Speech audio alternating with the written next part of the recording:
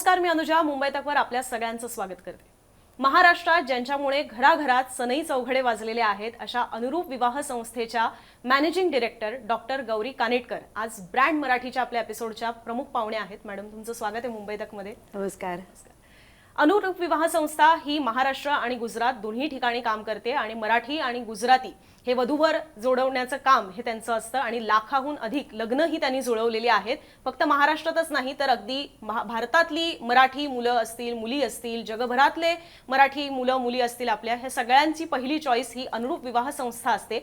त्यामुळेच ब्रँड मराठीमध्ये आज आपण समजून घेणार आहोत की हा ब्रँड कसा तयार झाला आणि खास करून जो अगदी आपल्यासारख्या तरुणांना पडलेला प्रश्न असतो जे नोकर पेशाचे असतात की नोकरी सोडून व्यवसायात उतरायचं का, तर हेच रिस्क जी आहे, ही जोखीम जी आहे, ही कानेटकर यांनी सुद्धा उचललेली होती. त्यामुळे तोही प्रवास जो आहे तो समजून घ्यायचा आहे. पण त्याच सोबत मॅट्रिमोनियल वेबसाईट्समध्ये डेटिंग साईट्समुळे आलेलं आव्हान असणार आहे का, बदलती लग्न व्यवस्था, मुला मुलींचे बदलणारे चॉईस, त्याच्यातली असणारी आव्हानं, या सगळ्या गोष्टी आपल्याला समजून घ्यायच्या आहेत.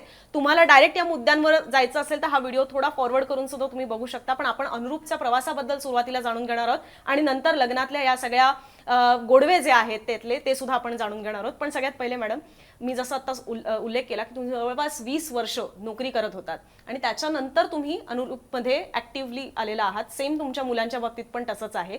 तुमच्या सासूने हा बिझनेस स्टार्ट केलेला आहे. तर हा एकंदरीत अनुरूप कसं घडलं, कशी त्याची सुरुवात झाली, 1985 मध्ये आलेला हा व्यवसाय सुरू झालेला आहे जो आज ब्रँड बनलेला आहे, तर हा प्रवास कसा राहिला? हा जो अनुरूपचा सुरुवात झालेली आहे ती 1975 मध्ये झाली आहे. 75 म्हणजे आज 50 वर्ष अनुरूपला पूर्ण झालेली आहेत. आणि माझ्या सासूबाई अंजली कानेटकर यांनी सुरुवात केली आणि त्यावेळेला आपल्या समाजामध्ये विवाह संस्था अस्तित्वातच नव्हती. ओळखीमधनं लग्न जमत जायची, पण ज्यांचा हातखंडा असा होता की त्या जे स्थळ सुचवायच्या ते लग्न जमून जायचं. त्यामुळे लोकांनी असं सुचवलं की तुम्ही विवाह संस्था का नाही सुरू करत. त्यामुळे अगदी छोट्या स्वरूपात घरामध्ये अशी विवाह संस्थेची सुरुवात झाली आणि मग आज त्याला आता 50 वर्ष झाली आहेत, वटवृक्ष झालाय. पण त्याच्यात तुम्ही कसं ठरवलं की आता मी माझी बँकेची नोकरी सोडते, ज्याला खूप जण असं समजतात की एकदम मस्त नोकरी आहे, बँक हॉलिडेज मिळतात, पगार असतो, पुढे सरकारी असेल तर पेन्शन असतं वगैरे वगैरे, तर तुम्ही बँकेची नोकरी सोडून तुम्हाला असं का वाटलं की आपणही व्यवसायात उतरावं? आणि तुम्ही सुद्धा अनेक वर्ष पाहत आहात, तर हा तुमचा स्वतःचा सुद्धा प्रवास कसा आहे अनुरूप मधला? माझं माहेर जे आहे ते पुण्यातले प्रसिद्ध खाऊवले पाटणकर, ते माझे वडील. आणि कायमच आमच्याकडे येणारी माणसं खूप, दुकानात येणारी माणसं खूप, त्यामुळे मला माणसांची खूप आवड होती. ते बाळकडू तिकडनंच मिळालं. हां, म्हणजे माहेरकडून आलं असं म्हणायला हरकत नाही. पण त्याचबरोबर जेव्हा बँकेत मी काम करत होते त्याच वेळेला सासूबाईंच्या मदतीला मी शनिवार रविवार बँक हॉलिडे असताना किंवा त्या गावाला गेल्यानंतर असं पण मी अनुरूपचं काम बघत होते. आणि मला लक्षात असं आलं की बँकेत डेबिट क्रेडिट आणि आकड्यांशी खेळण्यापेक्षा माणसांशी नातं जोडणं हे खूप जिवंतपणा त्याच्यामध्ये होता आणि ते मला जास्त आवडत होतं. पण तरीही मी बँकेची नोकरी केली, कारण तू म्हणलीस तसं बऱ्यापैकी पैसे मिळत होते आणि मुलं लहान होती. सासूबाई जे काम करत होत्या ते फक्त 4 ते 6, 2च तास दिवसभरात एवढंच काम करत होते आणि मला जे काम करायचं होतं ते मला दिवसभर करायचं होतं. त्यामुळे ज्या वेळेला मला चान्स मिळाला, मुलं थोडी मोठी झाली, त्यावेळेला मग मी बँक सोडून त्यांना जॉईन झाले. आणि मग त्याच्यानंतर जे कम्प्युटरचं युग सुरू झालं, त्यामुळे मग त्या 1-2 वर्षातच थांबल्या. मग पुढचा माझा हा 25 वर्षाचा प्रवास आहे.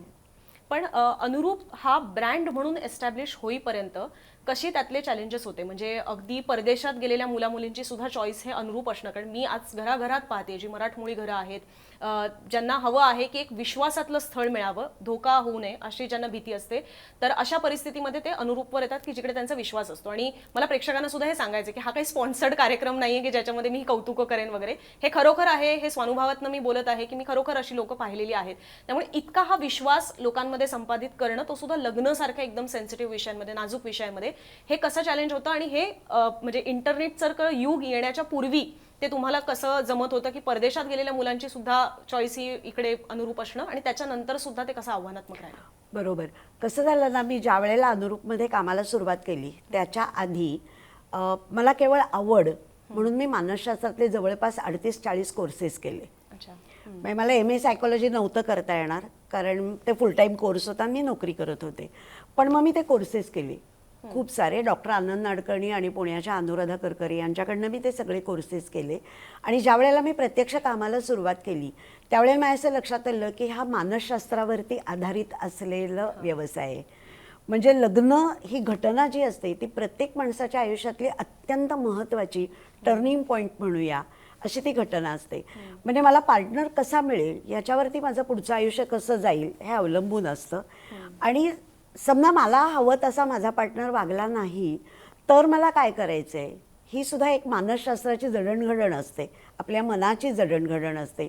आणि आपण सगळेजण बदलणारे आहोत, आपण कोणीही स्थिर नाही आहोत, स्टॅटिक नाही आहोत.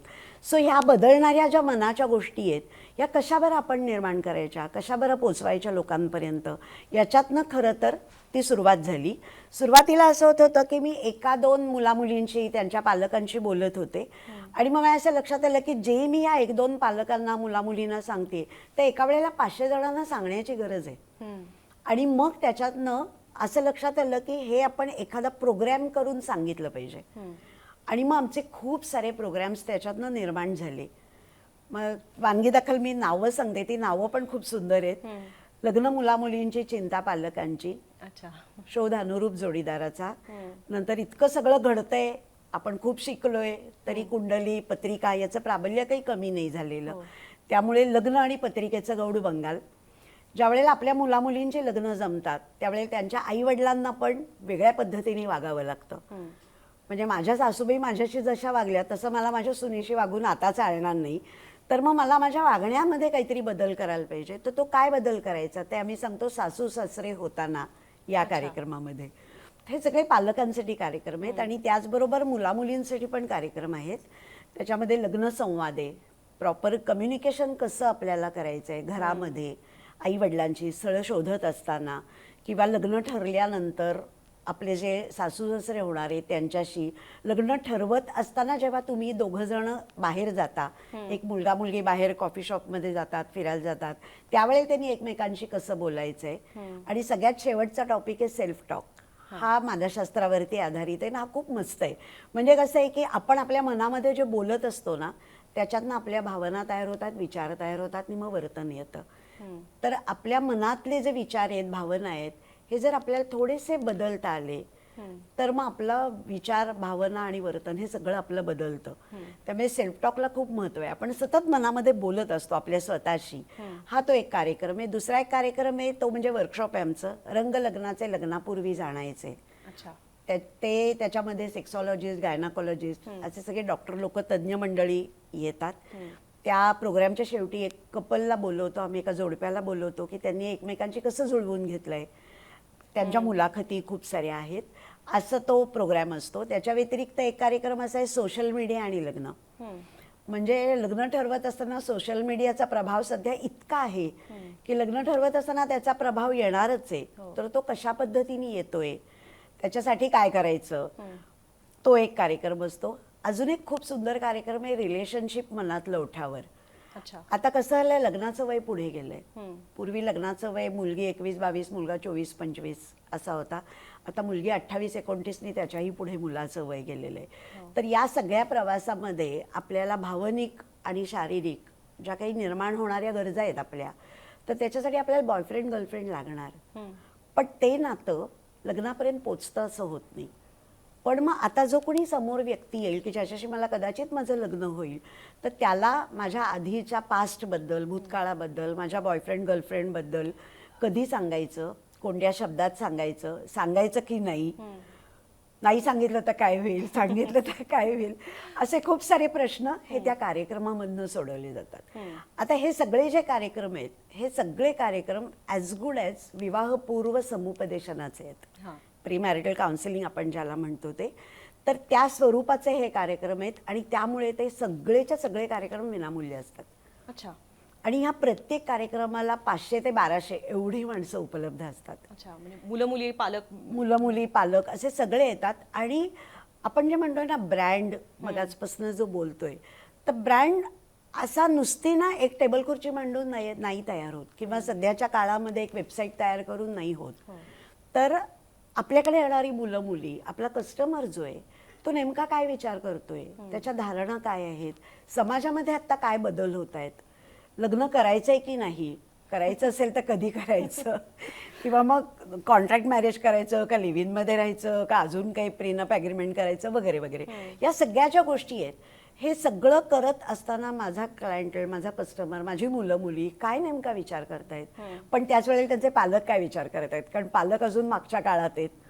मुलं मुली पुढे जरी आलेली असली तरी त्यांचे काही बाबतीत ते ट्रॅडिशनल आहेत, काही बाबतीत खूप पुढारलेले आहेत. तर या सगळ्याचा मेळ आपण कसा घालणार आहोत लग्न या संस्थेमध्ये, असा सगळा विचार त्याच्यामध्ये येतो. मला असं वाटतं आम्ही ब्रँडसाठी म्हणून काम नाही केलं, कामासाठी काम केलं म्हणून तो ब्रँड तयार झाला असं वाटतं. पण तुम्ही आता हे सगळं भावना ज्या सांगितलेल्या आहेत किंवा हे सगळं भावविश्व समजून त्यानुसार कार्यक्रम आखलेले आहेत, त्याचंच एक पुढचं वर्जन ज्याचा आता तुम्ही एक धावता उल्लेख केला ते म्हणजे की लग्न नाही करायचं अशी काहींची भावना आहे, किंवा फक्त डेटिंग करायचं, जुळलं तर जुळलं असं असतं, सिच्युएशनशिप वगैरे असे अनेक पॅटर्न्स आलेले आहेत. आम्ही काही डेटिंग साईट्स बघतोय की ज्याच्यावर फन अँड कॅज्युअल रिलेशनशिप असे आहेत, म्हणजे त्यांना लग्न करण्याची इच्छा नाही पण एक टाइमपास म्हणून ठेवायचा आहे कोणाला तरी. तर ह्या सगळ्यामुळे जन्म झाला तो डेटिंग साईट्सचा. मॅट्रिमोनियलच्या पलीकडे जाऊन सुद्धा अशा डेटिंग साईट की जिकडे तुम्ही भेटणार, तुम्ही पार्टी करणार, तुम्ही चिल करणार, तुमचं जुळलं तर जुळलं, नाही तर टाटा बाय बाय. तर ह्या सगळ्या साईट्समुळे जे मॅट्रिमोनियल साईट्स आहेत अनुरूप सारखे, त्यांना किती मोठं आव्हान तयार झालं. म्हणजे लोकांचा ओढा तिकडे गेलाय की इकडचा ओढा कायमच आहे, हा फक्त एक नवा वर्ग तिकडे वळतो. कसं झालंय माहितीये का की ह्याच्या मागे खूप सारा सामाजिक स्थित्यंतराचा प्रवास आहे. म्हणजे आपण एक साधारण 20 वर्षापूर्वी धरूया. तर त्यावेळेला सायक्सॉलॉजिस्ट असं सांगायचंय की कुठल्याही मुलीचा, स्त्रीचा प्रवास हा मनाकडनं शरीराकडे असतो, आणि जो पुरुष असतो त्याचा प्रवास असतो तो शरीराकडनं मनाकडे असतो. आज याचा काही मागमूस नाहीये. म्हणजे तू जे म्हणलीस की वन नाईट स्टँड सारख्या गोष्टी आहेत, किंवा आता मला हा बरा वाटतोय किंवा ही बरी वाटते, तर जुळलं तर जुळलं ठीक आहे, नाहीतर मोडलं, गाजराची पुंगी वगैरे म्हणतो आपण तशा स्टाईलचं. पण कसं आहे माहितीये का की त्याच्यामध्ये स्थिरता नाहीये. म्हणजे किती वेळा तुम्ही असे पार्टनर बदलणार, आज मला हा आवडला, उद्या मला तो आवडला, 8 दिवसांनी अजून कोणीतरी आवडली मुलगी. तर त्याच्यामध्ये तुमची मानसिक पडझड होतच असते. कितीही नाही म्हणलं, आता लिव्ह इन सारखी गोष्ट आहे की तुम्ही एकत्र ज्या वेळेला राहायचा प्रयत्न करता, थोडा दिवस जातात, तर त्याच्यामध्ये तुमच्या इमोशन्स, भावना या गुंतलेल्या असतात. त्यामुळे असं नाही आहे ना की लॅपटॉप उचलला किंवा एक बॅग उचलली कपड्याची आणि चाललो की त्या नात्यातनं बाहेर पडता येतं. इतकं ते सोपं नाहीये. म्हणजे वाटतं ते सोपं ऐकताना की डेटिंग साईटवर जायला पाहिजे, मग मस्त चिल आउट करू, मजा करू, हे याव करू त्याव करू, पण ते किती दिवस करणार. आणि मी ज्या आता मुलामुलींशी बोलते त्यावेळेला असं लक्षात येतं की 28, 29, 30, 31, 32 इथपर्यंत हे सगळं चालतं. पण त्याच्यानंतर ज्या वेळेला माझ्या आसपास लग्न ठरायला लागतात, माझ्या मैत्रिणींचे ठरतात, माझ्या नात्यातल्या मुलामुलींचे ठरतात, त्यावेळेला मी ऑडमॅन आउट होते. त्यांचे विषय वेगळे असतात बोलायचे. एक प्रकारची नाही म्हणलं तरी त्यांच्या आयुष्याला स्थिरता आलेली असते, सेटलमेंट असते. तर ही कधी येणार बरं माझ्या आयुष्याला. त्यामुळे तो जो टप्पा आहे वयाचा, तो एक 33-34 या नंतर तो सुरू होतो. तोपर्यंत तुमच्या जॉबमध्ये पण तुम्ही सेटल झालेले असता, जी काय अचिव्हमेंट तुम्हाला मिळवायची असते, प्रमोशन, इन्क्रिमेंट वगैरे, ते पण एका टप्प्यावरती तुम्ही आलेले असता. एक हवा तेवढा पैसा मिळवून झालेला असतो तोपर्यंत. तर याच्यानंतर तुम्ही काय करणार, हा ज्या वेळेला विषय येतो, हा एक भाग. दुसरा भाग असा आहे त्याच्यामध्ये की आपल्या समाजातली इकोसिस्टीम जी आहे ही सगळी लग्नाशी रिलेटेड आहे. आजही लिव्ह इन मध्ये राहायचं म्हणलं तर पुण्यासारख्या कुठल्याही सोसायटीमध्ये पटकन घर मिळत नाही. हा एक मुद्दा आहे. दुसरा मुद्दा असा आहे की अगदी व्यावहारिक मुद्दा घेऊया की मेडिक्लेमचा प्रीमियम भरायचा आहे. तर तो फॅमिलीला डिस्काउंट आहे.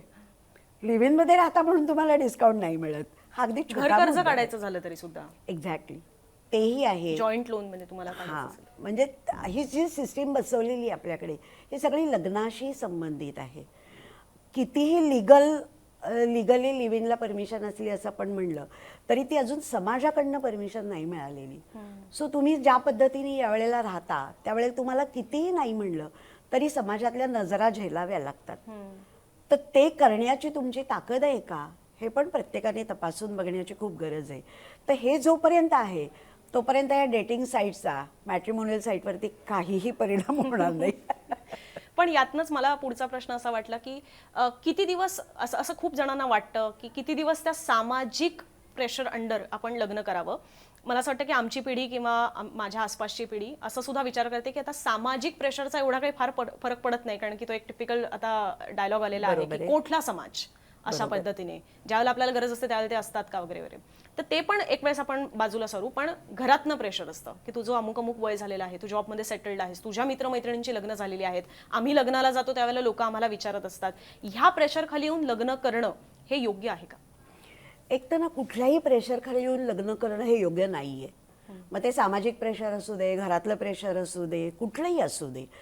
फक्त काय होतं माहितीये का, ज्या वेळेला आई वडील किंवा घरातनं आपण म्हणतो ना प्रेशर येतं, तर लग्नाचे काही जे फायदे आहेत ते फायदे आई वडिलांनी समजून घेतलेले आहेत, उपभोगलेले आहेत. त्यामुळे आलेली समाजातली एक स्थिरता आहे, एक मानसिकदृष्ट्या आपल्याला मिळणारी सामंजस्यता म्हणतो आपण, स्थिरता म्हणतो, ही त्यांना मिळालेली असते. तर पण तरीही मला कसं वाटतं माहितीये की लग्नामुळे माझं छान झालं, मला मजा आली, मला एक प्रकारचं साहचर्य मिळालं, या असा जो एक मेसेज आहे ना, तो आईवडिलांकडनं फार कमी पद्धतीने जातो. तो जायला पाहिजे असं मला वाटतं. म्हणजे कसं आहे की मी एवढे एवढे वर्ष घरात काम करते पण कोणाला काही चीज नाही त्याचं, हे बोललं जातं. किंवा मी आहे म्हणून घरात टिकले, दुसरी कोणीतरी असते तर पळून गेली असते, अशा पद्धतीचं बोललं जातं. पण खरंच कधीतरी आईला वडिलांना विचारावं की काय मिळालं तुम्हाला लग्नातनं, तुम्हाला काय वाटलं लग्न करून? सुरुवातीचे कष्टाचे दिवस होते का? हो, निश्चितच होते. कसरत होती, एक प्रकारची जनरेशन जी अशी होती की जी सरकारी नोकऱ्यांमध्ये होती, LIC, बँका, ऑफिसेस वगैरे याच्यामध्ये, जशी माझी जनरेशन आहे की हो, त्यावेळेला नक्कीच एक कसरत होती. घरातलं सगळं करायचं आणि मग नोकरीवरती जायचं, आणि तरी आपण मिळवत असणाऱ्या पैशाचं स्वातंत्र्य आपल्याला नाही.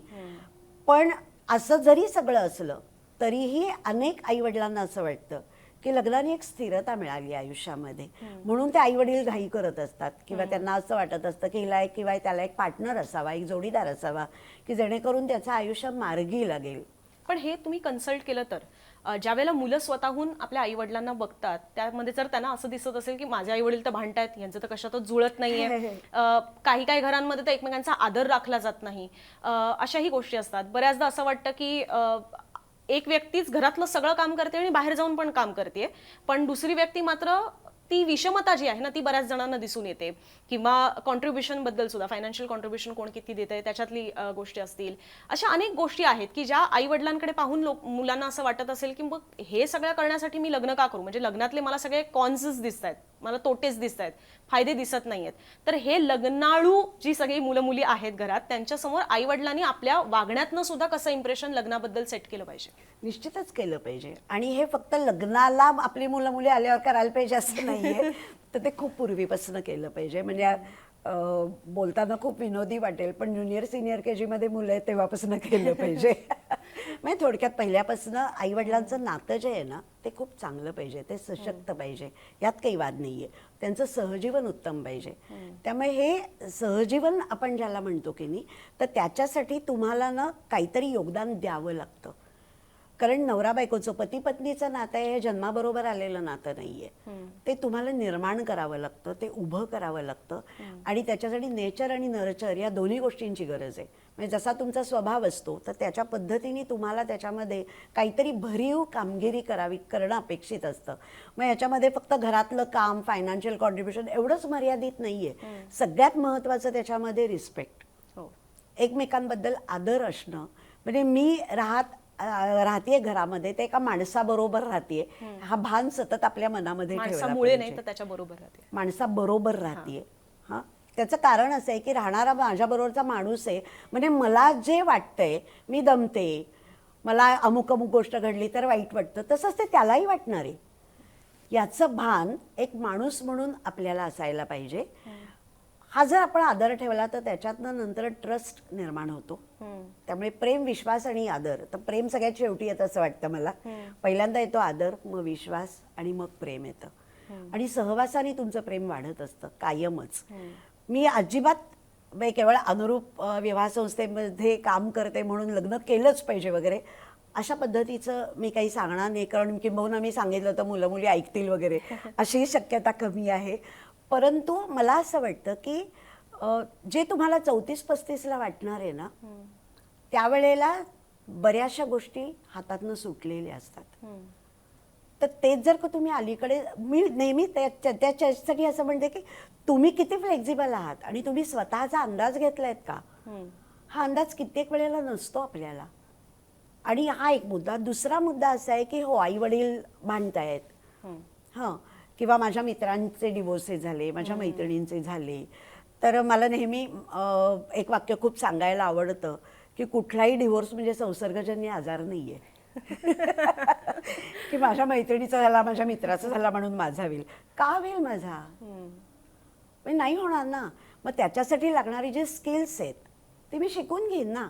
म्हणजे त्याच्यामध्ये कम्युनिकेशन स्किल्स आहेत, निगोशिएशन स्किल्स आहेत, की तुम्हाला सुवर्णमध्य गाठता येतोय का, व्हॅल्यूज तुमच्या काय आहेत. तुमच्या व्हॅल्यूज जर दोघांच्या एकसारख्या असतील ना तर तुमचं जमणं खूप सोपं होऊन जातं.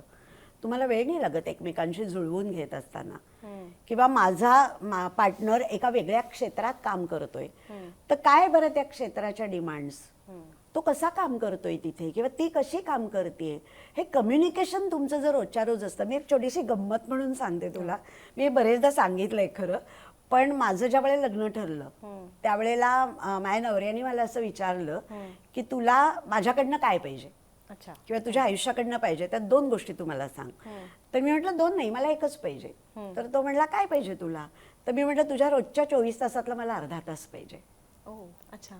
आणि अपार्ट फ्रॉम ऑल, म्हणजे घरात आपल्या मोठी माणसं आहेत तर त्यांचं करताना, घरातली कर्तव्य आहेत, नंतर आपल्याला बाळ होईल तर त्याचं संगोपन, आपल्या नोकऱ्या, याच्या व्यतिरिक्त रोजच्या 24 तासातला अर्धा तास पाहिजे.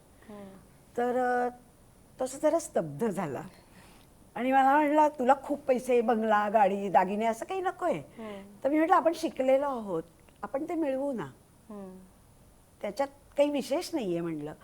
पण हा अर्धा तास जो मला हवा आहे ना, तो मला रोज आपण जेव्हा गप्पा मारू त्यावेळेला तू उलगडत जाशील की तुझे मित्र कसे आहेत, तुझ्या ठिकाणी काम करतोस तिथले कलिग्स कसे आहेत, तिथे काही पॉलिटिक्स आहे का, तुला कशा पद्धतीने त्याला तोंड द्यायला लागतं, किंवा मी हे जॉब करत होते तर माझ्या पण बँकेमध्ये कसं वातावरण आहे, मला कुठल्या डिपार्टमेंटला काम करायला आवडतंय, मला कुठलं दिलंय, वगैरे वगैरे अशा पद्धतीचं. तर त्यावेळेला तो मला सुरुवातीला म्हणला की बापरे हे जरा अवघड आहे. आणि मी काय म्हणजे हे बोलणार. त्यांना त्या दागिने, घर, बंगला, गाडी या सगळ्यापेक्षा अवघड वाटलं. कसं आहे माहितीये का की दागिने, बंगला, पैसा ना तुम्ही कष्ट केलेत तर तुम्हाला मिळतात. त्याच्यासाठी तुम्हाला खूप काही करावं लागतं असं नाहीये. तुम्ही प्रामाणिकपणाने कोणतंही काम तुम्ही झोकून देऊन केलं ना की तुम्हाला त्याच्यामध्ये सक्सेस असतो.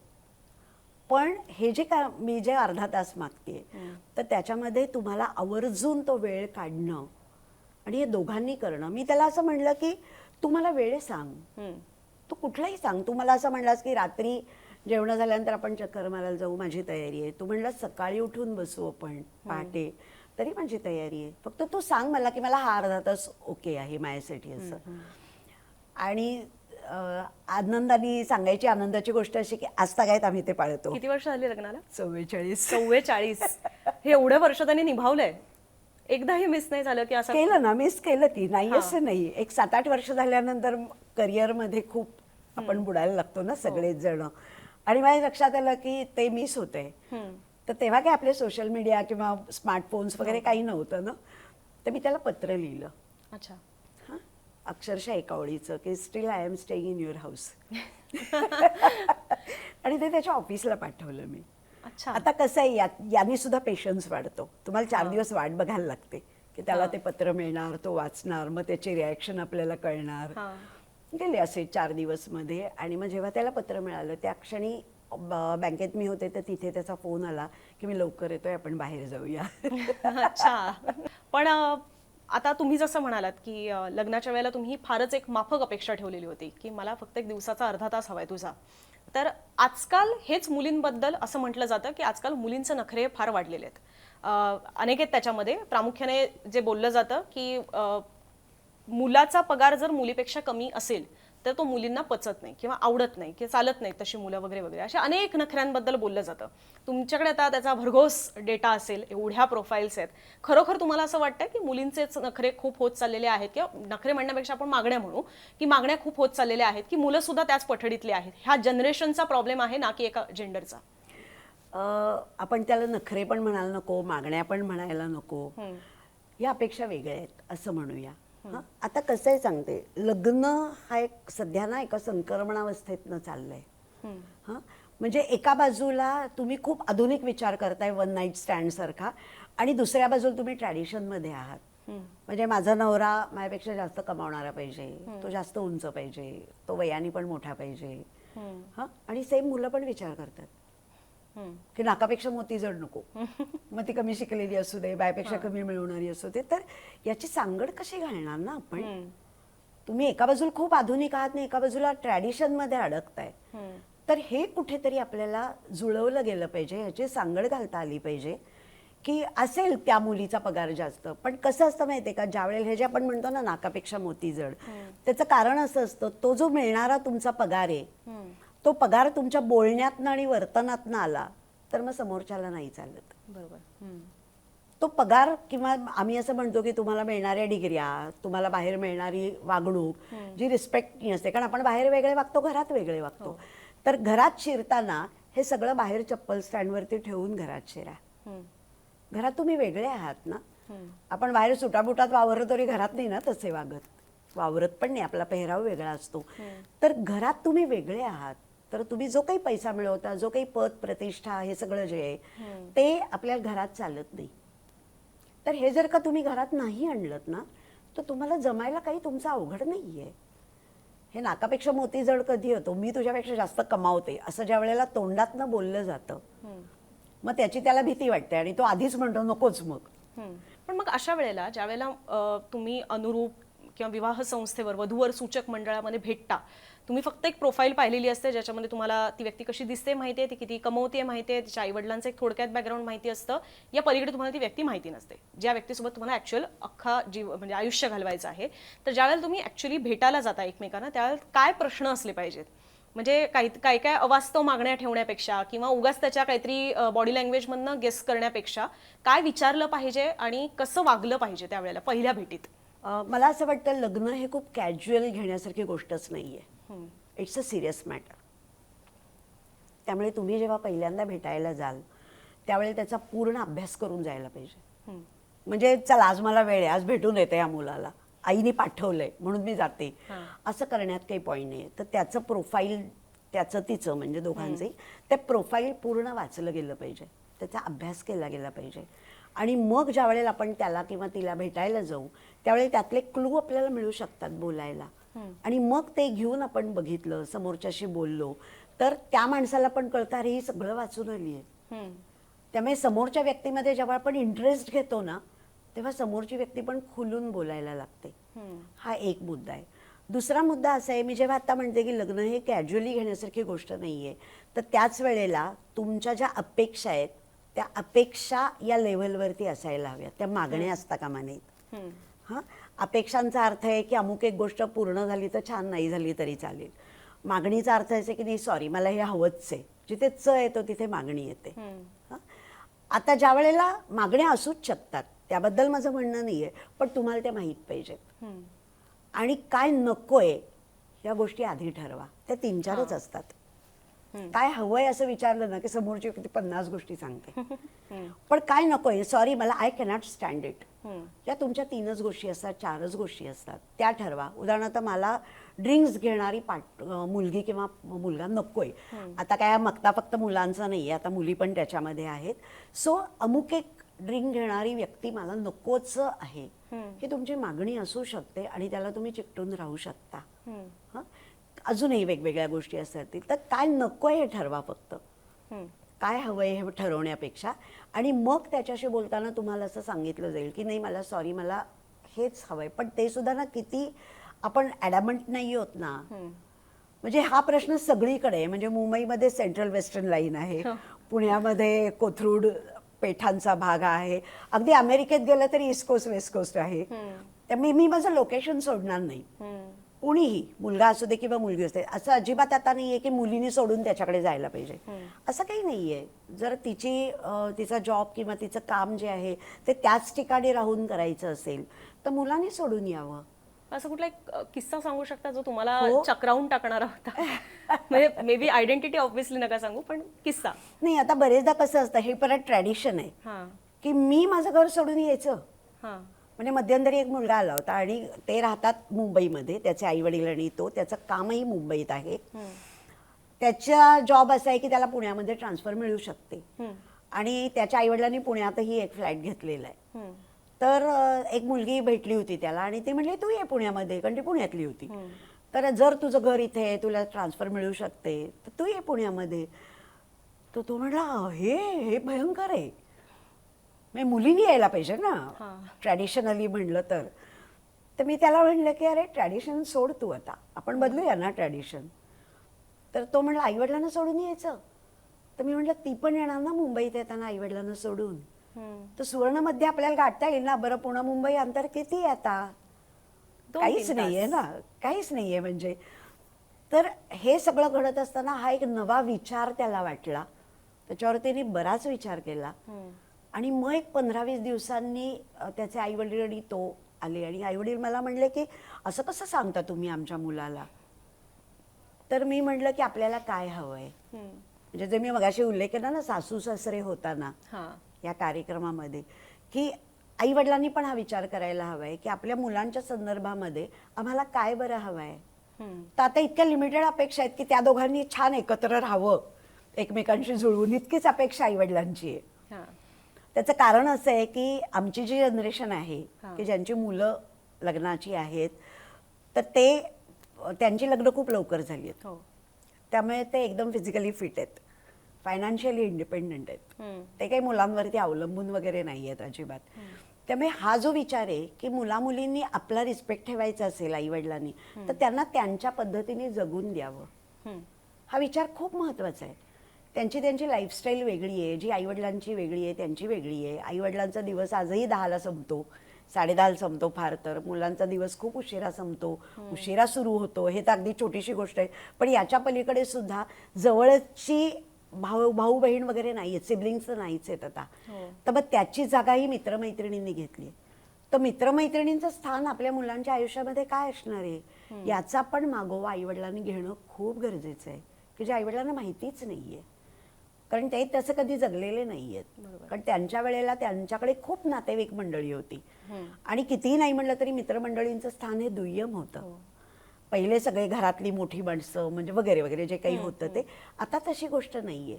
तर हे सगळे जे बदलते सामाजिक परिमाण आपण म्हणतो ना, ही आईवडिलांनी समजून घेण्याची खूप गरज आहे. पण आजही आईवडील खूपच मध्ये मध्ये म्हणजे त्याला ढवळाढवळा खरं तर योग्य शब्द आहे, पण तो वापरताना जरा मला हे वाटतं इंटरफेरन्स. कसं त्याच्या वेळेला इंग्लिश वापरलं तर सोपं वाटतं. पण आपण जसं आई वडिलांबद्दल बोलतोय तसंच सासू सासऱ्यांनी सुद्धा काय समजून घेणं आई वडील म्हणजे त्याचे आई वडील पण मी म्हणते, म्हणजे सासू दोन्ही सासरे, दोन्ही बाजूचे सासू सासू सासऱ्यांच्या सासरे. सुनेपासनाच्या अपेक्षा किंवा काय आणि त्यांनी जावयापासनं. हात सरकलं पाहिजे आणि तिकडच्या पण सासू सासऱ्यांच्या नक्कीच नक्कीच. म्हणजे तिथे परत ट्रॅडिशन येते ना, की घरात मग तिनेच बघितलं पाहिजे, त्यांनी नको काही करायला घरामध्ये. मग समजा एकत्र जॉईंट फॅमिली म्हणजे आता आई वडील आणि तो मुलगा आणि त्याची बायको असे असतील आणि तो मुलगा उठून सकाळीचा चहा करतोय, तर आई म्हणते अरे बस रे तू नको करू मी करते. तर हे पण करू नये. त्या दोघांनी ठरवलंय ना काहीतरी करायचं तर करू देत ना, काही फरक नाही पडत त्यांनी. तर हा बदल जो आहे ना हा सगळ्यांनी करणं गरजेचं आहे. घरातल्या एका मुलाच्या वडिलांचा फोन आला होता आणि आम्ही असं सांगताना त्यांना सांगतो की स्थळं शोधणं, फिल्टर लावणं, सर्च करणं हे प्रत्यक्ष त्या मुलाने किंवा मुलीने केलं पाहिजे, रादर दॅन आईवडिलांनी. आईवडिलांची मदत घ्यायची, पण पहिलं काम जे असतं ते कॅन्डिडेटनी केलं पाहिजे. असं मी त्यांच्याशी बोलत होते की तुमच्या मुलाला हे करायला सांगा, तुम्हाला लग्न लवकर जमायला हवंय ना, मग ह्यानी लवकर जमेल असं मी त्यांना सांगत होते. तर त्याच्यावरती ते म्हणले की म्हणजे आमचं काहीच काम नाही. त्यांना राग आला होता, त्यांना आवडलं नव्हतं ते. म्हणजे आमचं काहीच काम नाही. म्हटलं हो असं कसं आहे ना काम, तुम्ही एवढे वयाने मोठे आहात, समृद्ध आहात, अनुभवानी अनेक पावसाळे पाहिलेले आहेत, पण आयुष्य त्याचं आहे ना, त्याला काय आवडेल हे तुम्हाला नाही सांगता येत. कसं आहे माहिती आहे, दोन्हीकडल्या अपेक्षांमध्ये खूप फरक आहे. म्हणजे आईवडिलांची अपेक्षा असते ना, ती अशी असते की त्या मुलावर जबाबदारी नाही ना, घरबीर व्यवस्थित घेतलेलं आहे ना, व्यवस्थित पैसे मिळवतो ना, कर्ज वगैरे नाही ना, एवढं आईवडील बघतात. आणि मुलं मुली काय बघतात, कुठल्या इन्स्टिट्यूटमधनं त्यांनी किंवा तिने ग्रॅज्युएशन पोस्ट ग्रॅज्युएशन केलं आहे, किंवा ते ग्रॅज्युएशन या वर्षी केलं आहे आणि त्याला आता मात्र पैसे एवढे मिळतात तरी खूप कमी मिळतात किंवा जास्त मिळतात, किती वर्ष त्याची काम करून झाली आहेत, हे सगळं मुलं मुली बघतात. इन्स्टिट्यूटला आणि त्या संस्थेला, शिक्षण संस्थेला हे त्यांच्या दृष्टीने खूप महत्त्वाचं असतं. आईवडिलांच्या ते लक्षातच येत नाही. किंवा आईवडिलांना असं वाटतं की तो वयात व्यवस्थित अंतर पाहिजे, उंचीत एवढं एवढं पाहिजे, आधीचा ब्रेकअप नको झालेला. पण मुलामुलींना काहीच नाही वाटत त्याच्यात. म्हणजे त्यांच्या दृष्टीने एखादा ब्रेकअप ही खूप कॉमन गोष्ट आहे, कारण ती सगळ्यांच्याच बाबतीत घडते. त्यामुळे एखादा ब्रेकअप झालेला असतं तर मुलगा मुलगी असं म्हणतो, हां ठीक आहे, मागचं आहे ना ते सगळं, त्याला पूर्णविराम दिलायस ना, ठीक आहे, आता याच्या पुढे बघू आपण काय करायचं ते. तर या धारणांमध्ये खूप बदल आहे. तर ते जे बाबा माझ्याशी बोलत होते, हे मी सगळं त्यांच्याशी फोनवर बोलत होते. आणि मी त्यांना म्हटलं की अहो, त्याला पटकन कुणीतरी आवडून जाईल, की जी त्यांनी ज्या अपेक्षा तुम्हाला सांगितल्या आहेत त्याच्यापेक्षा वेगळं काहीतरी असू शकेल. त्याच्यावरती ते म्हटले, अरे बापरे, नको नको, मग तो कुणीतरीच तिला घरी घेऊन, कुठल्याच तरी मुलीला घरी घेऊन येईल.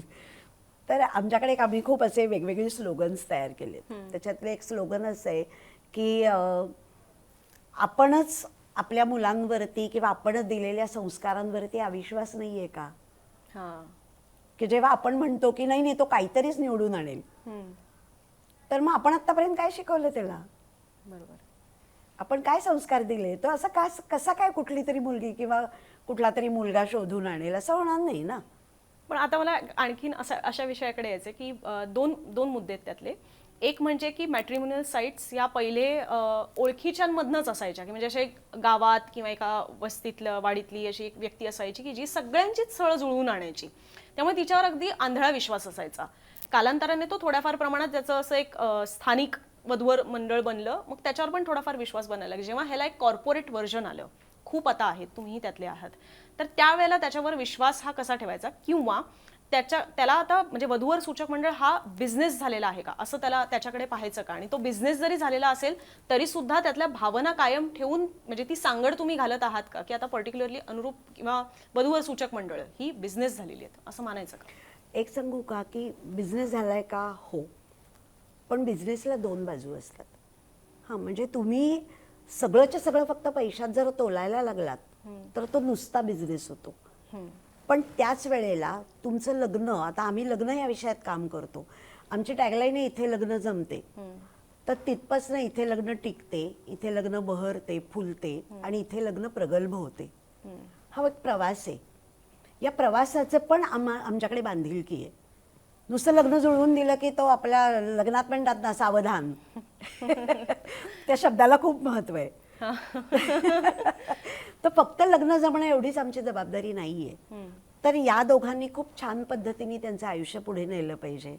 आपण एक जीव जन्माला घालणार आहोत, एक भारताचा आपण नागरिक तयार करणार आहोत, एक जबाबदार माणूस तयार करणार आहोत, ही भावना पण तुमच्या मनामध्ये असायला पाहिजे. तर ही जी बांधिलकी आहे, एक आपल्या नात्यातली बांधिलकी, तर आमचं पण आमच्या वधूवरांची एक नातं आहे ना, त्यांच्या आईवडिलांची नातं आहे, तर ही बांधिलकी पण मला जपायला आवडेल. आम्ही ती जपतो. आणि म्हणून मी तुला मग असे जे प्रोग्राम म्हटले ना, ते विनामूल्य करण्याची कारणच ते की फक्त अनुरूपमध्ये ज्यांनी नाव रजिस्टर केलंय त्यांनीच येऊन शिका आणि जा असं नाहीये. तुम्ही तुमच्या बरोबरीने तुमच्या मित्रमैत्रिणींना घेऊन या, तुम्ही शिका. आणि कारण लग्न ही शिकण्याची गोष्ट आहे. माझ्या आई वडील नाही का 40-50 वर्ष छान राहिले, आमचंही छान राहील असं म्हणण्याची गोष्टच नाहीये. तुम्हाला तुमच्या लग्न टिकवण्यासाठी तुम्हाला शिकावं लागेल. एक खूप सुंदर वाक्य आहे जे अनिल अवचटांनी मला सांगितलं होतं, ते मी सांगते की ज्या माणसांबरोबर मी घरामध्ये राहते त्या माणसांना माझ्याबरोबर राहताना सुखदायक वाटलं पाहिजे, ही माझी जबाबदारी आहे. हे खूप महत्वाचं वाक्य आहे. मग असं जर वाटत असेल की बापरे, पूर्वी असं म्हणायचं ना, बाबा आले पटपट घरातला पसारा आवरा बघू, तर असं नको असायला ना. तिथे एक रिस्पेक्ट पाहिजे, एक आदर. ते येणारे तर त्यांना आवरलेलं आवडतं. मी एक छान उदाहरण देते याच्यामध्ये माझ्या मुलाचं. मध्यंतरी त्याचा मला फोन आला की आपल्या ड्रायव्हर काकांना वेळ आहे का, तर म्हटलं का रे, तर मला म्हटला नाही घरातली रद्दी द्यायची. हां, तर मी म्हटलं रद्दी द्यायला ड्रायव्हर काका, तू कर म्हटलं ते काम. तर मला म्हणणार नाही मला आज खूप काम आहे आणि त्यांना वेळ नसेल ना तर निदान गाडीच्या डिकीत ठेवू देत. म्हणजे एवढं काय आहे. तर रमा त्याच्या बायकोचं नाव आहे, ती 8 दिवस कुठेतरी गेली होती वर्कशॉपला का कुठेतरी, तर ती आज येणार आहे आणि तिला घर आवरलेलं आवडतं. तर आई मी जरा आवरून ठेवतो. मला मला वाटलं झिरपलं बरं का कुठेतरी. मी त्याच्याशी जे बोलत होते जे सांगत होते त्याला ते पोचलंय त्याच्यापर्यंत. मला खूप भारी वाटलं. एक आणखीन ट्रेंड जो पाहायला मिळतो की लोकांची पेशन्स फार लवकर सुटत चाललेले आहेत की रील्स एका मिनिटात म्हणजे एवढे रील्स पाहिले जातात की तो पेशन्सच एका मिनिटावर आलेला आहे. अनेक जण आजकाल बातम्या पण असं फक्त एक हेडलाईन वाचून सोडून देतात, रील्स पाहून सोडून देतात. तुम्हाला खाणं आता हवं असेल तर ते 10 मिनिटात तुमच्या हाताशी आलेलं असतं. तर ह्याच सगळ्या गोष्टी कुठेतरी लग्न व्यवस्थेत सुद्धा आलेल्या आहेत का? पेशन्स गेलेत का? खूप मोठ्या प्रमाणावर. म्हणजे मी म्हणलं ना की सामाजिक जे बदल होत आहेत ना त्या सगळ्याचा परिणाम आपल्या लग्न संस्थेवरती होणारच आहे. म्हणजे तो अपरिहार्य आहे, त्याला काही आपला चॉईस काही नाही त्याच्यामध्ये. आता कसं असतं की पेशन्स तर नक्कीच संपलाय. म्हणजे रील सुद्धा आता 1 मिनिट 1.5 मिनिट वगैरेची असतात. तेवढंच ऐकायचं म्हणजे लिसनिंग जी कपॅसिटी म्हणतो त्यावेळेला लक्ष देऊन ऐकणं ते तेवढीच आहे सध्याच्या काळामध्ये. दुसरं एक महत्त्वाचं मला असं वाटतं की सोशल मीडियामुळे ना पटकन जजमेंटल होतात लोक. हां, कसं म्हणजे कसं एक उदाहरण देते की एक मुलगा मुलगी बाहेर भेटले आणि तो मुलगा तिला म्हणला की किती भारी, तू पण गिटारिस्ट मी पण गिटारिस्ट. अच्छा. तर ती म्हणली की म्हणजे, तर तो म्हणला मी तू गिटार वाजवतेस ना, मलाही आवडतं गिटार वाजवायला वगैरे. ती म्हणली नाही. तो म्हणला तुझा फोटो बघितला मी इन्स्टावर. ते म्हणले नाही इट वॉज अ स्टाईल. ओ स्टाईल मारायला तिने फोटो इन्स्टावर पोस्ट केला होता. करेक्ट. त्याला ते खरं वाटलं. हे जे जजमेंटल होणं आहे किंवा अनुरूपच्या प्रोफाईलवरती अनेक मुलामुलींनी लिहिलेलं असतं की ड्रिंक्स घेत नाही कारण घरात माहीत नसतं आणि प्रोफाईल घरातली मंडळी पण बघत असतात अनुरूपची प्रोफाईल आहे ती. पण फेसबुकला इन्स्टाला वगैरे मग ती मुलगी किंवा मुलगा ना खूप खोलवर जाऊन बघायला सुरुवात करतात की तिथे तर त्यांनी ड्रिंक्स नो लिहिलंय किंवा तिने नो लिहिलंय पण हातात ग्लास दिसतोय का. तर हा सगळा सोशल मीडियाचा इम्पॅक्ट आहे. किंवा एखादं प्रोफाईल मी एखाद्या मुलाला सुचवलं तर ते ताबडतोब गुगल करतात किंवा फेसबुक ओपन करतात, इन्स्टा ओपन करतात, लिंक्डइन ओपन करतात की कसं आहे हे काय आहे. आता ही जर माहिती अप टू डेट भरलेली नसेल तर ती मागची कुठली तरी दिसत असते. हा जो म्हणजे तुम्ही म्हणताय तसं की ते नातं उलगडण्यातली जी मजा आहे ती हरवत चाललेली आहे. तर त्याच्यामुळेच मुद्दा येतो तो म्हणजे बदलणारी आपली लग्न व्यवस्था. आणि मला हे खरंच माहिती नव्हतं की हाही विषय असतो PhDचा, जे मी मगाशी डॉक्टर गौरी कानेटकर जे म्हटलेलं आहे ते यासाठी कारण की मॅडमची ह्याच्यामध्ये PhD झालेली आहे ह्या विषयावर की बदलणारी लग्न व्यवस्था. तर त्या थिसिस बद्दल थोडं उलगडून सांगू शकता का आम्हाला की कसं मुळात लग्न हा विषय कुठून आला. कारण की सुरुवातीला आपण ऑब्व्हियसली अश्मयुगात एकटे होतो, तर ते लग्न हे कुठून आलं आणि ती आत्ता तेव्हापासून ते आत्तापर्यंत कशी व्यवस्था बदलत चालली. लग्न ही संस्था जी अस्तित्वात आली ना ती वारसा हक्कातून आली. म्हणजे ज्या वेळेला टोळ्याकडून माणसं राहत होती आणि मग चाकाचा शोध लागला, शेतीचा शोध लागला, अग्नीचा शोध लागला, त्याच्यानंतर माणसं स्थिर व्हायला लागली. मग शेती आणि मग ही शेती माझ्यानंतर कोण कसणार, मग तो वारसा पाहिजे, मग त्याच्यातनं माझ्याच मुलाला मुलीला मिळायला हवी ती, याच्यातनं मग लग्न. म्हणजे अशा पद्धतीने म्हणजे थोडक्यातनं प्रॉपर्टी इश्यूमधनं लग्नसंस्था उदयाला आली असं म्हणायला हरकत नाही. पण ही काही हजारो वर्षांपूर्वीची गोष्ट आहे. पण ज्या वेळेला मी कामाला सुरुवात केली अनुरूपमध्ये त्यावेळेला ज्या वेळेला मी मुलामुलींशी बोलत होते, पालकांशी बोलत होते, त्यावेळेला माझ्या असं लक्षात आलं की दर 2 वर्षांनी लग्न बदलतंय. अच्छा. गेल्या 500 वर्षात लग्नामध्ये एवढा बदल नव्हता झाला, एवढा आता गेल्या 100 वर्षात झालाय. अच्छा. तर तो कशामुळे झालाय बरं. याच्यामध्ये संशोधन करावं असं मला वाटायला लागलं. आणि मग मी पहिला आधी MA केलं कारण मी ओरिजिनल एज्युकेशन माझं फक्त BCom होतं. मग मी MA केलं आणि मग त्याच्यानंतर PhDची सुरुवात केली. तर त्याचा विषय असा घेतला होता की गेल्या 100 वर्षातलं मराठी नाटक आणि बदलती विवाह संस्था, म्हणजे बदलत्या विवाह संस्थेची मानसिकता. नाटक का घेतलं तर नाटक हे मॅक्सिमम समाजाभिमुख आहे. म्हणजे अनेक वेळेला गेल्या 100-200 वर्षात असं घडलेलं आहे की समाजामध्ये गोष्टी घडल्या आणि त्या नाटकात आल्या. एक उदाहरण द्यायचं म्हणजे संगीत शारदा, हम्म. की जी 14 वर्षाची शारदा आहे आणि एका 75 वर्षाच्या म्हातारीशी त्याचं लग्न वडिलांनी ठरवलेलं आहे, की जेव्हा कन्या विक्रय ही पद्धत सर्रास रूढ होती आणि तिला नसतं ना करायचं. 75 वर्षाच्या म्हातारीशी कोणाला लग्न करावं असं वाटेल. तेव्हा तो जो संमती वयाचा कायदा आपण म्हणला ना, तो 1892 मध्ये आलाय आणि 1899 मध्ये शारदा आले. तर तेवढी वर्ष कायदा होऊन सुद्धा अशी लग्न होत होती. हो. पण नाटकाचा प्रभाव समाजावरती एवढा मोठा पडला की त्याच्यानंतर ज्या वेळेला असं कळायचं, लोकांना कळलं समजा की एका घरात असं लग्न होतंय, तर त्या घरावर मोर्चा जायला लागला. अच्छा. त्यामुळे नाटक आणि आपला समाज ही सांगड अतिशय महत्त्वाची आहे, हातात हात घालून जाणारी आहे. त्याच्यानंतर रांगणेकर, अत्रे, गडकरी ही सगळी मंडळी आली आणि तोपर्यंत मग स्त्री शिक्षण, सामाजिक चळवळी खूप झाल्या. महात्मा फुले, ज्योतिराव फुले, सावित्रीबाई फुले किंवा आगरकर, टिळक. फुल्यांनी पहिली मराठी शाळा सुरू केली पुण्यामध्ये 1851 मध्ये. मुलींना शिक्षण पाहिजे, मग त्याच्यातनं स्त्री शिक्षणाची सुरुवात झाली. आणि मग जसजसं मुली शिकायला लागल्या तसतसं स्वतःचं मत मांडायला लागल्या. त्यांना मत आहे हे घरातल्या मोठ्या माणसांना कळायला लागलं की अरे हिला पण विचारलं पाहिजे, हिला पण काहीतरी मत आहे. इथपासून हळूहळू ती संक्रमणावस्था आली. मग दुसरं महायुद्ध झालं, मग नॅचरली आपल्याकडली महागाई खूप वाढली आणि मग दोघांना बाहेर, घराबाहेर पडून नोकरी करणं भाग पडायला लागलं. असं सबंध संक्रमणाचा काळ आहे हा. त्या वेळेच्या नाटकांमध्ये अतिशय उत्तम पद्धतीने आलेला आहे. म्हणजे अगदी आता नवीन नुकतं पुनरुज्जीवित झालेलं नाटक चार चौघी, प्रशांत दळवींचं, ते 91 साली आलेलं आहे. पण आज डायलॉग आजही रेलेव्हंट आहेत. आजही रेलेव्हंट आहे. तितकंच नाही तर आजही पुरुष 2 घरं करून राहू शकतो, पण स्त्री नाही राहिलेली. म्हणजे कुठेच समाजामध्ये तुम्हाला असं दिसत नाही की तिची 2 घरं आहेत. हा एक भाग आहे. दुसरा भाग असा आहे की ज्या वेळेला ही जी धाकटी मुलगी आहे त्यातली, तिला 2 मित्रांशी लग्न करायचं एका वेळेला, त्यावेळेला आई म्हणते की आज ही परिस्थिती नाहीये समाजात, कदाचित 50 वर्षांनी येईल, पण आता 25 आणि हे 9 म्हणजे 34 वर्ष या नाटकाला झाली तरी आजही ही परिस्थिती नाहीये. सो ते किती काळाच्या पुढे नाटक होतं. तर हे सगळं केल्यानंतर मला तो खूपच PhDचा विषय वाटला की इतके स्थित्यंतर आपल्या समाजामध्ये घडत आहेत, तर आपण काहीतरी त्याच्यामध्ये रिसर्च केला पाहिजे आणि म्हणून ते प्रबंध आकाराला आला. अच्छा. पण ह्याचा कट्टू दुसरा पार्ट तो म्हणजे डिवोर्सेस, घटस्फोट हे खूप मोठ्या प्रमाणात होत आहेत. किंवा अकाली तुमच्या साथीदाराचं निधन झालं असेल तर दुसरं लग्न करणं. आता मला माहिती नाही ह्याची जोड करणं कितपत योग्य आहे, पण जुन्या काळामध्ये ज्यावेळेला त्या पुरुषाची पत्नी ही जर अकाली गेली तर त्या पुरुषाचं लग्न हे फार इझिली व्हायचं दुसरं. आणि अगदी लहान मुली, म्हणजे त्यावेळेला नव्हता तो कायदा, पण तरी सुद्धा फार लहान मुली या सुद्धा फार ज्येष्ठ पुरुषासोबत त्यांची लग्नही लावली जायची.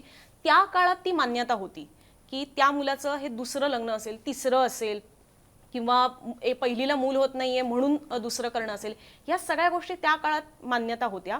आजच्या परिस्थितीमध्ये मात्र मुलगा जर चांगला असेल, काही कारणास्तव त्याचा मुलगा किंवा मुलगी, पण काही कारणास्तव त्यांच्या साथीदाराचं निधन झालं असेल तर ते दुसरं लग्न करताना इकडची जी पहिल्यांदा विवाह करणारी मुलगी किंवा मुलगा असतो ते थोडे कचरतात, त्यांना ते पटत नाही अशा पद्धतीने लग्न करणं, त्याला सोशल ॲक्सेप्टन्स देणं. सेम हे घटस्फोटाच्या बाबतीत सुद्धा आहे की घटस्फोटीत पुरुष असेल, महिला असेल तर त्यांच्यासोबत घटस्फोटीतच समोरचा पार्टनर बऱ्याचदा त्यांचं जुळतं, फ्रेश पार्टनर सोबत जुळणं हे फार कठीण होऊन जातं. तर हे टॅबूज का आहेत किंवा त्याच्याबद्दल एक तर नाही, याचं प्रमाण कमी आहे हे बरोबर आहे, पण पूर्णपणे नाहीये असं नाहीये. म्हणजे प्रथम वर प्रथम वधू यांच्याशी डिवोर्स झालेली मंडळी लग्नाला तयार आहेत. पण ते अगदी तू म्हणतेस ते बरोबर आहे, ते अगदी छोटा पार्ट येतो असं आपण म्हणलं तरी चालेल. कसं असतं माहिती आहे का की आजही आपल्याकडे घटस्फोट हा आनंदाने झालाय असं होत नाहीये. काहीतरी घडलेलं असतं त्याच्यामध्ये आणि हे काय घडलंय याच्याबद्दल खूप साशंकता मनामध्ये असते. जरी एखादी व्यक्तीने समोरच्या व्यक्तीला सांगितलं की असं असं घडलं तरी त्याची शहानिशा कशी करणार असं एक त्यांच्या मनामध्ये येतं. त्याच्यामुळे हा भाग खूप आहे मोठा. अजून एक महत्त्वाची गोष्ट अशी आहे की आज आपण जर बघितलं ना तर घटस्फोटाचं जे म्हणजे समजा 100 घटस्फोट झाले असं गृहीत धरलं तर त्याचं जेन्युइन घटस्फोटाचं जे प्रमाण आहे पर्सेंटेज वाईज ते 13 किंवा 14च आहे. अच्छा. बाकी काय कारण असतात म्हणजे? बाकी खूप छोटी छोटी कारणं असतात. म्हणजे आमच्याकडे लिहिलेलं असतं वैचारिक मतभेद असं नॉर्मली लिहिलेलं असतं. जर खूप खोलात जाऊन त्या मुलामुलींशी बोलले ना तर अक्षरशः छोटी छोटी कारणं असतात. म्हणजे तिथे आपण आपला इगो थोडा बाजूला ठेवला तर, आपण थोडं गप्प बसलो तर, दोघांनी म्हणजे इथे मला अजिबात असं म्हणायचं नाहीये की मुलींनी गप्प बसलं पाहिजे असं नाहीये, पण आपल्याला जर बघता आलं की काय बाबा नेमकं ही परिस्थिती आहे तर फसवणूक असते तर अशी सगळी ती जेन्युइन याच्यामध्ये जातील. पण अदरवाईज जे होतात की नाही त्याच्यामध्ये आई वडिलांचा इंटरफिअरन्स खूप आहे. मग तो कसा थांबवता येईल आपल्याला. म्हणजे मध्यंतरी एक छोटी गंमत म्हणून सांगते की एक दोघी जणी विहिणी आल्या होत्या. म्हणजे ती त्या मुलाची आई आणि एक मुलीची आई, लग्न झालेलं होतं, 6-8 महिने झाले होते आणि ते दोघी जणी आल्या होत्या. तर ती जी मुलीची आई होती ती खूप चाणाक्ष होती. त्या म्हणल्या तुम्हाला मी गौरीताई आधीच सांगते माझी मुलगी काही ऐकत नाही माझं आणि मी असताना ह्यांना काही मोकळेपणाने बोलता येणार नाही तर मी आपली बाहेर जाऊन बसते असं म्हणून त्या बसल्या बाहेर जाऊन. आणि मग ही मुलाची आई होती ना ती म्हणली की मी इतकं काय काय करते पण तिला काही त्याचं चीजच नाहीये. मी खूप करते काय काय घरामध्ये. म्हटलं काय करता तुम्ही. तर त्या मला म्हणल्या की दर आठवड्याने मी त्यांच्या बेडरूम मधली बेडशीट्स बदलते, महिन्यानी पडदे बदलते, मी दर 4 दिवसांनी फुलं नेऊन ठेवते ताजी, खूप आवरलेली नीटनेटकी खोली राहील असं बघते. पण ती कधीच असं म्हणली नाही की वाव म्हणजे खोली मला किती मस्त वाटते वगैरे. तर मी त्यांना म्हणलं हे तुम्ही का करताय. म्हणलं वॉर्डरोब लांब राहिला पण माझ्या खोलीवरती पण कोणी अतिक्रमण, हे अतिक्रमण आहे म्हणलं. तर मला म्हणलं अहो कसली असते ती खोली, केवढा पसारा असतो. म्हटलं दरवाजा आहे ना खोलीला, कडी लावून घ्या आणि तुम्ही नका करू ना हे. म्हणजे तो त्यांचा प्रश्न आहे ना. तर हा भाग पण खूप महत्वाचा आहे. तर हे अगदी छोटं उदाहरण मी सांगितलं पण असे अनेक उदाहरण आहेत की आई वडिलांच्या मध्ये मध्ये करण्यामुळे, ढवळाढवळीमुळे, इंटरफिअरन्समुळे डिवोर्स झालेले आहेत. हे प्रमाण खूप मोठं आहे. मी हे उलट्या बाजूने पण ऐकलेलं आहे म्हणजे की आई वडीलच वैतागून जातात की ह्यांना ह्यांचं काही करतच नाही, जमतच नाहीत, आम्ही नाही केलं तर ते तसंच असतं, मग ते आम्हाला बघवत नाही म्हणून ते केलं जातं. पण समोरचे पण त्याच्यावर काही रिॲक्ट होत नाही कारण ते होतंय. असे पण असतात. तेही आहे. पण याची सुरुवात ना मी मगाशी म्हणलं तसं मुलं शाळा कॉलेजला आहेत ना तेव्हापासून नको का करायला. सवया लावणं, शिस्त लावणं. म्हणजे कसं आहे की मध्यंतरी एक मुलगा आला होता तो मला म्हणला मी 27 मुलींना भेटलो. तर मी म्हणलं हो मग काय झालं. तर मला म्हणला एकाही मुलीला, मी सगळ्यांना विचारतो शनिवार रविवार काय करता, तर एकाही मुलीने असं नाही सांगितलं की माझ्या पुढल्या संबंध आठवड्याभराच्या कपड्यांची मी तयारी करते, ते इस्त्री करून ठेवते किंवा मी माझं कपाट आवरते. तर माझा अपेक्षाच नाहीये म्हणला की लग्न झाल्यानंतर तिने घरदार सगळं आवरलं पाहिजे, केलं पाहिजे. स्वतःचं स्वतः एवढं तरी नको का तिने करायला. पण आजकाल सगळ्या घरांमध्ये हे सगळं आईवडीलच करतात. म्हणजे पूर्ण ते कपडे त्यांचे धुवायला टाकणं, ते इस्त्री करून थप्पी वॉर्डरोबमध्ये ठेवणं. तर याच्यावर पण माझा आक्षेप आहे. मला असं वाटतं आईवडिलांनी स्वतःचं आयुष्य जगावं पोस्ट रिटायरमेंट. हां, म्हणजे त्यांचं त्यांना बघू दे ना. मुलं लहान आहेत का आता, 28-29ला मुलं लग्नाला उभी राहिली.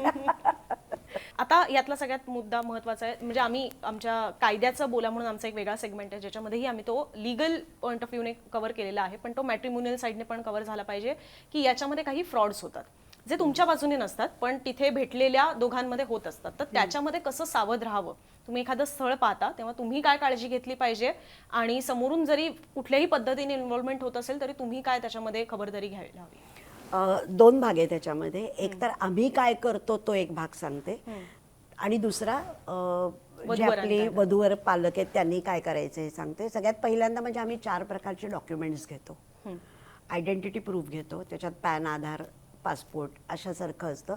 दुसरं असतं की तुम्हाला इन्कम तुमचा किती आहे, तुम्ही जर बिझनेस करत असलात तर बॅलन्स शीट 3 वर्षाची, जॉब करत असलात तर सॅलरी स्लिप, डिग्री सर्टिफिकेट आणि ॲड्रेस प्रूफ, या सगळ्या गोष्टी आम्ही घेतो. आणि ह्या खूप सिक्रेट आहेत. म्हणजे त्या आमच्याकडल्या फक्त 2 जणींची टीम आहे, त्यांनाच माहिती आहे. मलाही काही गोष्टी माहीत नसतात त्यातल्या. म्हणजे खूप सिक्रेट डॉक्युमेंट्स असल्यामुळे ती तशी जपली जातात. हे आम्ही आमच्या बाजूनी जे करतो. दुसरी महत्त्वाची गोष्ट आम्ही मुलामुलींना असं सांगतो की जे आपण मगाशी बोललो की तुम्ही सगळी माहिती वाचून ते बोला. तुम्ही टेम्पलेट सारखं बोलू नका. जेव्हा एकमेकांशी बोलता त्यावेळेला तुम्ही जर त्या पद्धतीने ते प्रोफाईल वाचलेलं असेल तर अच्छा तू ट्रेकिंग करतोस का, किंवा तुला ड्राईव्ह करायला आवडतं का, किंवा तू कथ्थक शिकली आहेस का, मग तू कुठे शिकली आहेस, कशा पद्धतीने, तुला हे पुढे न्यायला आवडेल का, वगैरे वगैरे. हे जे इंटरेस्ट घेऊन बोलणं असतं ते केलं की आपल्याला टेम्पलेटसारखे प्रश्न नाही आले की उत्तरही टेम्पलेटसारखी येत नाहीत. त्यामुळे तुम्हाला माणसाच्या चेहऱ्यावरनं या गोष्टी कळू शकतात. तिसरी महत्त्वाची गोष्ट अशी आहे की पुष्कळ वेळेला जेव्हा दोन फॅमिलीज भेटतात त्यावेळेला माहिती काढत असताना ना ओळखी काढण्यावरती भर दिला जातो. म्हणजे अच्छा तुम्ही स्टेट बँकेत काम करत होतात का, मग कुठल्या ब्रँचला होतात, नाही नाही आमच्या ओळखीच्या तमुक बाई होत्या त्या पण त्या ब्रँचला होत्या. तर यांनी काही माहिती मिळत नाही तुम्हाला. आत्ताची परिस्थिती अशी आहे ना की शेजारी कोण राहतं आणि ते काय करतात हेही माहिती नाही आपल्याला. तर तुम्हाला जे काही प्रश्न असतील ना ते तुम्ही समोरासमोर विचारा असं आम्ही सांगतो. तर हे मात्र करणं खूप आवश्यक आहे असं वाटतं मला. आणि जाता जाता शेवटचा प्रश्न मला असा घ्यायचा की आपल्यावर आजकाल जे आपल्याला दिसतंय त्याची छाप खूप पडत असते किंवा आपण खूप इम्प्रेस होत असतो त्याने. तर जेव्हा तुम्ही एक मॅट्रिमोनियल साईट चालवत आहात किंवा तुम्ही तो सगळा कारभार हाताळत आहात, त्या पलीकडे जाऊन सायकोलॉजीच्या पर्स्पेक्टिव्हने सुद्धा तुम्ही तो समजून घेतात, तर असं कुठले कपल गोल्स तुम्हाला दिसत आहेत किंवा असं कुठलं कपल जे तुम्हाला सोशल मीडियावर दिसते की हे थोडं आयडियल आहे, अशा पद्धतीने तुम्ही असलं पाहिजे, असं कुठलं आहे? खरं सांगू का, कुठलंही मॅरेज आयडियल असणं हे मिथ आहे. कुठलंही मी जोडपं खूप असं पाहते नाहीये. प्रिया बापट उमेश कामतच्या खाली लिहिलेलं असतं हे कपल गोल्स, रितेश जेनिलियाच्या खाली कॉमेंट बॉक्स मध्ये लिहिलेलं असतं हे कपल गोल्स आहेत, असं असलं पाहिजे. आपल्याकडे ना मुखवटा आणि चेहरा हे दोन वेगवेगळ्या गोष्टी आहेत. प्रत्येक माणसाला, कुठल्याही माणसाला बरोबर राहताना, म्हणजे मग ते आई बाबा असतील, भाऊ बहीण असतील, आपण त्यांच्या बरोबर राहत असताना आपल्याला जुळवून घेणं क्रमप्राप्त आहे. एवढंच काय, आपण स्वतःशी नाही का जुळवून घेत. म्हणजे अगदी उदाहरणार्थ भले 1 जानेवारीला संकल्प वगैरे केला की उद्यापासून रोज मॉर्निंग वॉकला जायचं वगैरे, आणि मग उठताना कंटाळाच येतो, अलार्म झालेला कळत नाही, किंवा खूप थंडी असते जानेवारीमध्ये, लेट नाईट पार्टी सुरू असते, लेट नाईट पार्टीज असतात, तर आता कुठे जायचं. तर तेव्हा कधी कधी स्वतःला दोष दिला जातो, कधी कधी असं म्हणा हा ठीक आहे ना जाईन ना उद्यापासून, एक क्षणार्धात आपण स्विच होतो. तर हे स्वतःशी सुद्धा जुळवून घेता ना आपण. तर तसं प्रत्येक माणूस, कोणीही माणसं जेव्हा एकत्र येतात ना तेव्हा तुम्हाला ते जुळवून घ्यावं लागतं. या जुळवून घेण्याच्या, फ्लेक्झिबल असण्याच्या कपॅसिटीज तुम्हाला वाढवता येत आहेत का, एवढीच गोष्ट आहे. कुठल्याही लग्न हे आयडियल मॅरेज नाही किंवा परफेक्ट मॅरेज नाही. अच्छा, म्हणजे ते दिसतं तसं नसतं असं पण मानायचं? हो नक्कीच. एनिवे, पण म्हणजे अर्थात आता त्याच्यातले जे जेस्चर्स असतात ना ते खूप लोकांना भारावून टाकणारे असतात. हो, खूप म्हणजे जे मी आता अगदी काही उदाहरणापुरतं हे कपल्स म्हणाले, असे खूप आहेत सोशल मीडियावर कपल्स किंवा आपल्याला दिसणारे कपल्स की ज्यांच्यापासून आपण इन्स्पिरेशन घेत राहतो आणि आपल्याला अपेक्षा अशी असते मात्र की माझा नवरा पण रितेश किंवा उमेश सारखा असायला हवा किंवा माझी बायको प्रिया किंवा जिनिलिया सारखी असायला हवी.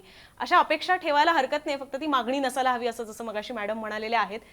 तो मुद्दा इथे लक्षात ठेवायला हवा. खूप खूप धन्यवाद मॅडम, तुम्ही आज मुंबई तकला ही वेळ दिलीत आणि ही मुलाखत आम्हाला दिलीत त्याबद्दल. मलाही खूप छान वाटलं तुम्ही आम्हाला बोलवलं, अनुरूपचा प्रवास मला मांडता आला.